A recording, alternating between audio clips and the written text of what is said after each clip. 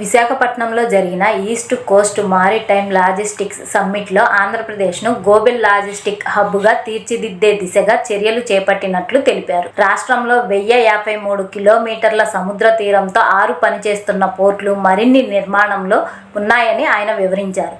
భవిష్యత్తులో ప్రతి 50 కిలోమీటర్లకు ఒక పోర్టు ఏర్పాటు చేయాలని లక్ష్యంగా రోడ్లు, రైలు మార్గాలు, పోర్టులను అనుసంధానం చేయడం ద్వారా సరుకు రవాణా వేగవంతం చేయగలమని ఆయన వ్యక్తం చేశారు.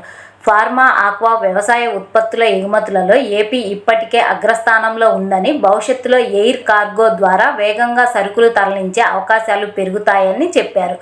డ్రోన్లు, రోబోటిక్స్, ఇంటర్నెట్ ఆఫ్ థింగ్స్ వంటి ఆధునిక సాంకేతికతల వినియోగం పెరుగుతుందని, ఏఐ, క్వాంటమ్ వ్యాలీ విస్తరణ జరుగుతోందని ఆయన పేర్కొన్నారు. రాష్ట్ర ఆర్థికాభివృద్ధికి, పరిశ్రమల పెరుగుదలకు, రైతుల ఉత్పత్తుల ఎగుమతికి లాజిస్టిక్స్ రంగం కీలకంగా నిలుస్తుందని ఏపీ సీఎం చంద్రబాబు నాయుడు గారు స్పష్టం చేశారు. ఈ వీడియోపై మీ అభిప్రాయాన్ని కామెంట్ రూపంలో తెలియజేయండి.